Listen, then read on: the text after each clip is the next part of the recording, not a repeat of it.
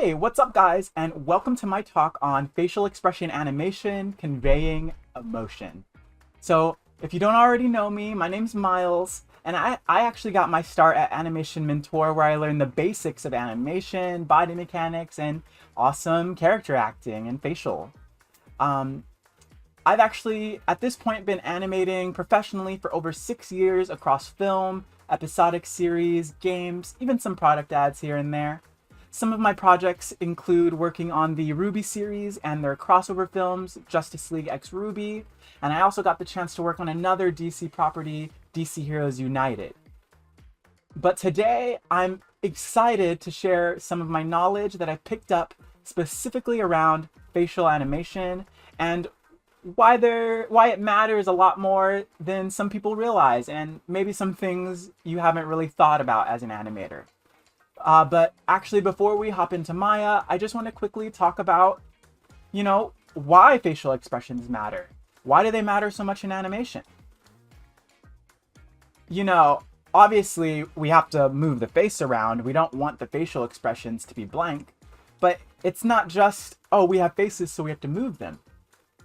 It's understanding that facial expressions are baked into us from birth. Babies can express nearly every core emotion without ever being taught, and also without ever being taught, most people can instinctively read emotions from facial cues, before a single word is spoken, before the body moves at all. So when you animate a face, it's really more than just moving the parts. It's about making sure we're moving the right parts, because, gosh, your audience can tell almost instantly when something feels genuine or something feels off. And that's really the kicker, right? If facial expressions are so instinctual, why can they be so tricky? Let's take a look at something I put together for you guys here. So, right off the bat, you'd think it's simple.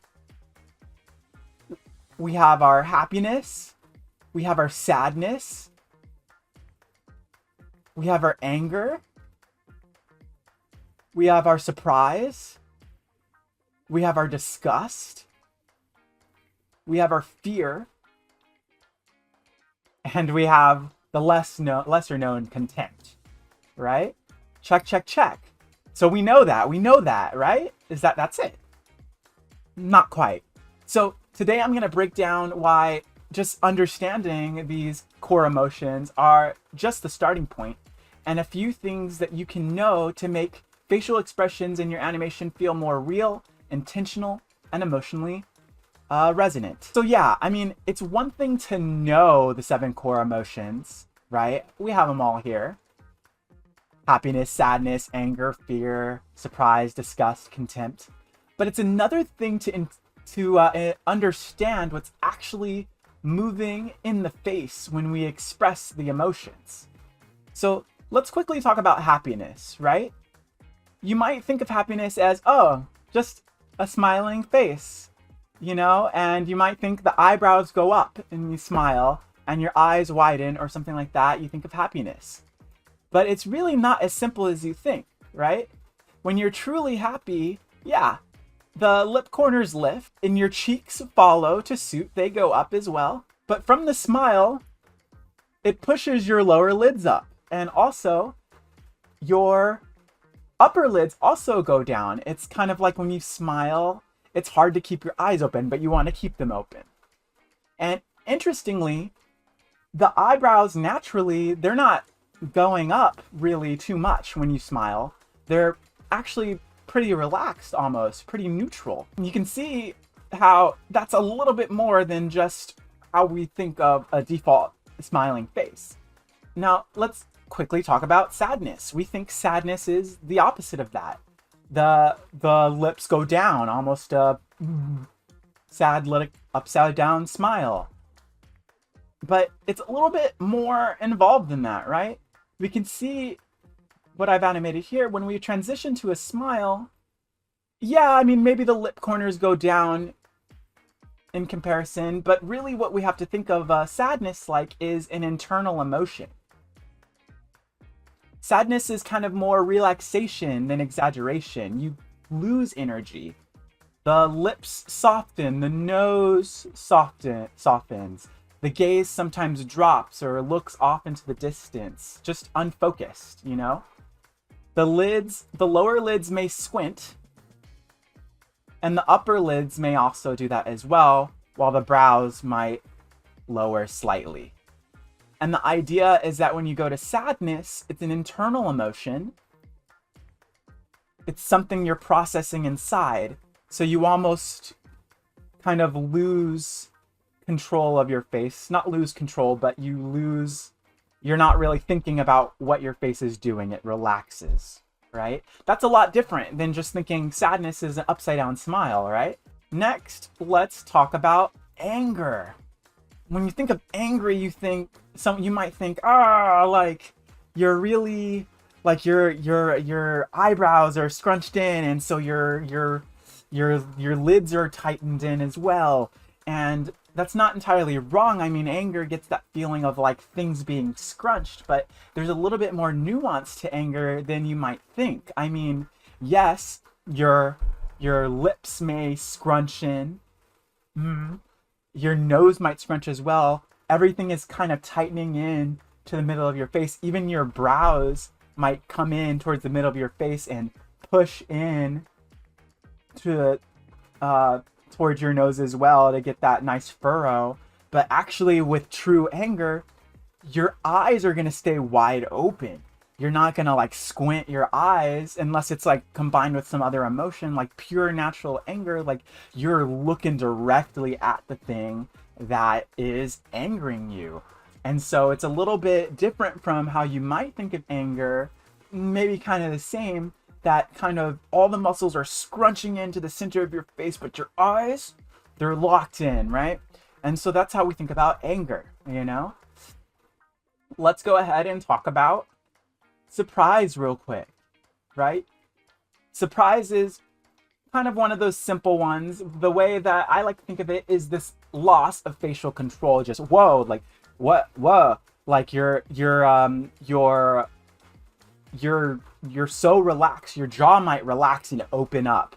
Your lips, it won't necessarily be pulled down forcefully. They relax as well, while the jaw opens up. Your eyes open up wide to process that information. Your nose corners even drop a little bit, relaxing more like, while your brows raise, right? These are all the different parts of the face that we need to think about when we're posing all of these facial expressions. Not just, like the face looks this way, the drawing looks this way, like actually understanding what your face is doing, what each part kind of does in these expressions. We have disgust, where things tend to squint in disgust. It's kind of almost similar to anger in that things are scrunching into the center of your face again, but your eyes aren't wide, right?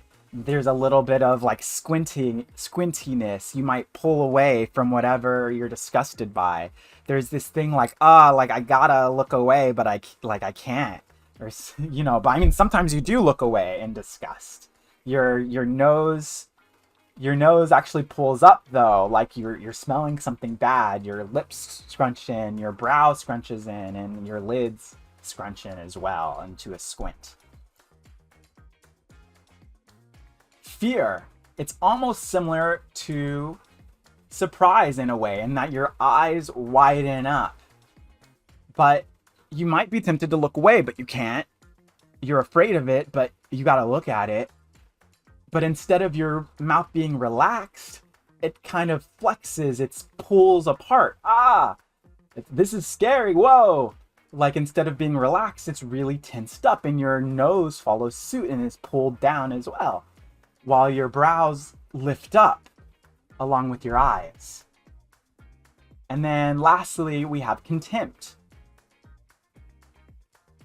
And contempt is kind of that emotion where it's like, I'm better than you, right? And it's one of those things where it can be similar to a smile. And so that's why you have to really know, like, what is driving these things? How is contempt any different from a smile? Well, you might be smiling, but it's kind of like this, you're nothing to me kind of smile. So I mean, sometimes contempt is like this sideways smile. It's this smile that's not really natural. It's one that is almost conscious in a way. So you might you might have a lopsided smile, an asymmetrical smile, along with asymmetrical brows, you know? Your eyes squint in, they don't stay open when you have contempt. They squint in, like, I barely have to pay attention to you. And then your nose, you know, will kind of follow your lips. And it's kind of this intentional facial thing that you wouldn't do in any other natural emotion, because there's asymmetry involved and this intentional, like, better than you, right?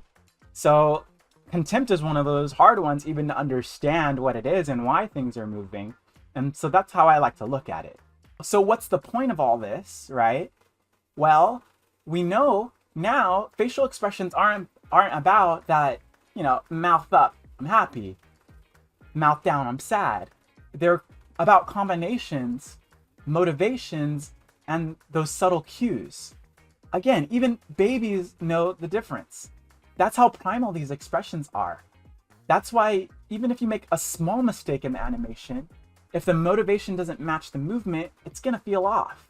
All right, so now that we've talked about what each emotion looks like and kind of what's moving in on the face, what parts are moving and why, let's take it one layer deeper in the time we have left and talk about what's actually happening physically with the anatomy of the facial expression.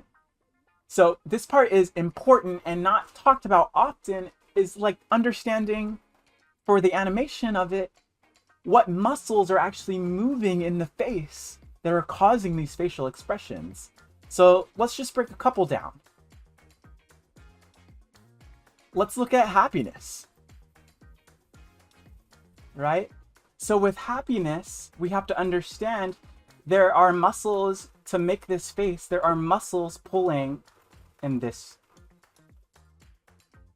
direction. Up here that pull your cheeks and your mouth up. There's also muscles that pull around your face in this direction. To get the squint, there's muscles that push up around here and around here.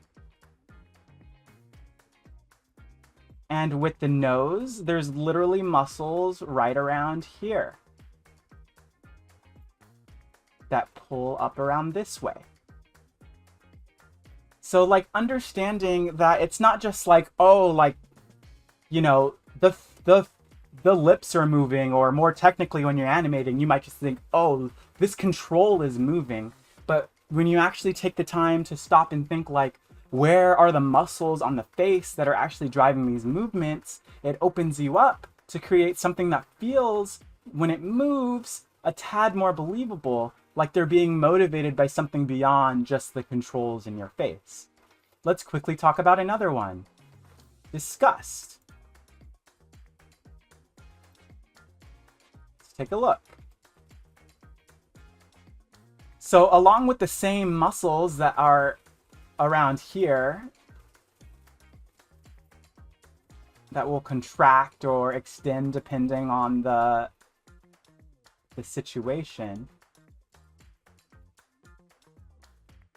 you have, again, the muscles here in the nose that are pulling it up this way.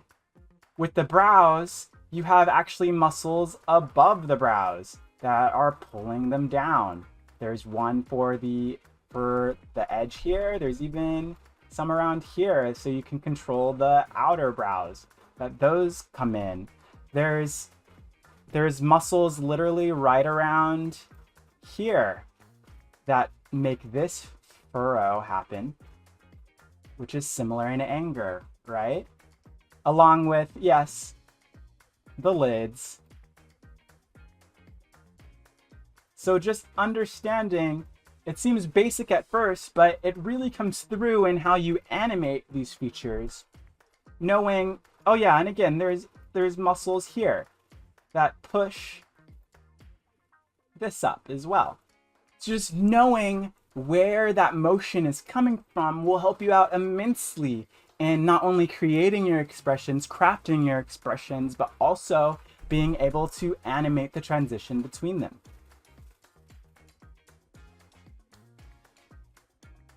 So understanding these muscles gives you more than accuracy. It gives you the tools to craft intent. You're not just raising a brow.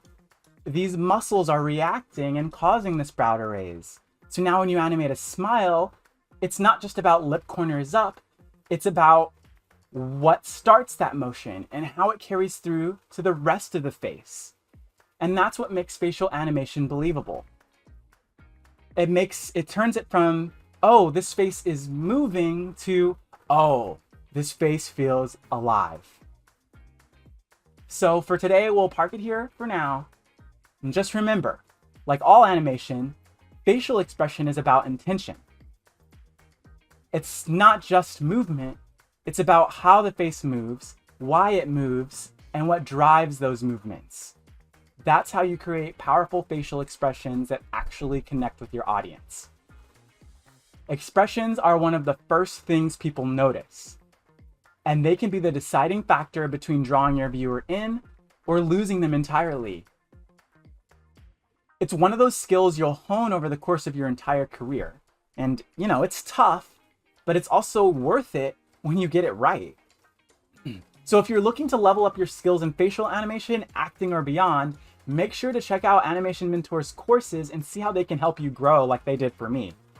And if you want to follow my work or stay connected, feel free to reach out to me on LinkedIn, Myles Jackson, or follow me at Myles Animates on Instagram, TikTok, or X. Here, let me get that up. Yeah, right there. MylesAnimate.com, Insta, Myles Animate, and you can always find me on LinkedIn, Myles Jackson. So thanks so much for watching, and I'll catch you guys in the next one.